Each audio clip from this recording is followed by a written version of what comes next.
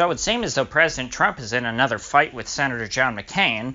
Of course, it's a little odd this time, considering that McCain has now been dead for 6 months. Now, in a statement to a reporter yesterday that can very easily be misread to comedic effect, Trump said that he gave McCain the kind of funeral that he would have wanted, and that nobody thanked him for it. Now, of course, it's very funny to read that and go like, well, of course McCain can't thank you, he's dead, but I assume Trump is talking about the family. Quite obviously, I don't think he really expects a thank you from the late senator. But the pearl clutchers in the media and the blue checks on Twitter are very upset with President Trump because, oh, how dare you speak so ill of the late senator. He was such a great hero, the maverick John McCain. How could you speak ill of him? He's a war hero, don't you know? Because in the same conference, Trump also lamented some of McCain's later decisions, such as voting to keep Obamacare in, which is a very legitimate critique. It was something terrible that McCain did. Just like most things that he did in Congress, McCain was consistently awful from the late 80s when he took over Barry Goldwater's seat until his death. But his vote on Obamacare and him and his ghost refusing to thank Trump for the funeral expenses, those were really the least of McCain's ills over his career. The real problem with McCain is that he was a bloodthirsty warmonger. As he said himself, his greatest goal in life was to bomb Iran, as well as any other country that he could gin up some excuse to go to war with. McCain most famously was a very prominent cheerleader for the war in Iraq, which of course did not go the way that many of its proponents hoped it would.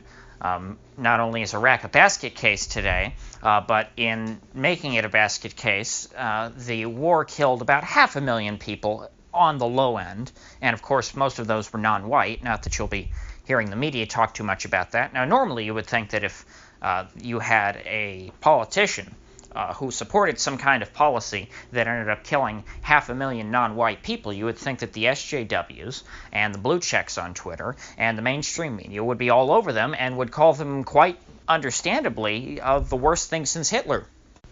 But no, our culture is so corrupted that Hillary Clinton, John McCain, George Bush, Dick Cheney, all those who cheerleaded the war, they're not considered to be anything like Hitler. No, they are American heroes. They are elder statesmen at this point. You know why? Because Orange Man bad. Genocide is okay as long as you understand that Orange Man is bad. It's really a liberating phrase. It can help you get away with really anything.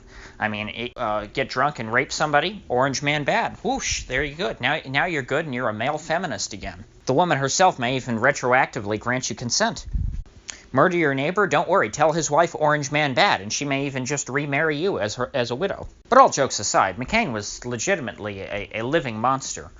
Frankly, he had one incident in his little memoir that he published where he finally, somewhat begrudgingly apologized for the war in Iraq and essentially just said, oops, it didn't go quite the way I had hoped, which at the time reminded me a lot of Mao's admission that the Great Leap Forward was not exactly one of his best ideas, to quote Mao. That's essentially the attitude that John McCain took with the war in Iraq. He said, oops, I guess that didn't work out. It's like, yeah, you had a bad idea and it killed 500,000 people. Now, normally someone like that would be strung up and lynched. They wouldn't even get a chance to add a trial because people, I mean, look what happened to Mussolini. And Hitler was killed himself before people could get to him. But, when you're a mass murderer, the public typically does not like that.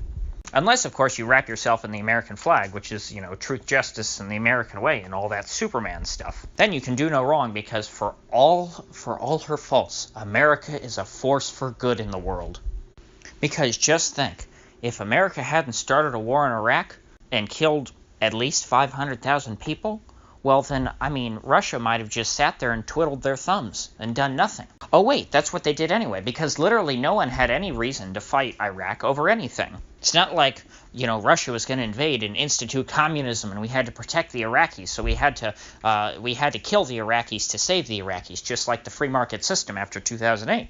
But of course, every time you bring up John McCain, nobody ever wants to talk about his political career. What they talk about is how he, flew into Vietnam, got shot down, and then was held prisoner for years. Voluntarily stayed because they wouldn't release his men under his command, which again, at the time, very valiant thing to do. He was a model soldier in that situation. However, when everything he's done since the war has been terrible, and of course that war itself was bad, but I don't blame that on the soldiers, because I'm not exactly going to call McCain a killer because he was shooting down communist fighter planes. That's a perfectly valiant thing to do. But the fact that he was tortured for years does not excuse being a warmonger. Does not excuse being a mass murderer. If you want to say that it gave him some kind of PTSD and that's why he advocates this stuff, sure. But if he's that mentally screwed up that he's advocating mass murder because he was tortured years ago and it messed with his head, well, then he probably shouldn't be in government. Oh, anyway, that's all I have to say on John McCain for today. If you guys like this video at all, I would appreciate you showing me that by clicking the like button and subscribe for more videos because I do upload every day. I'll see you all tomorrow.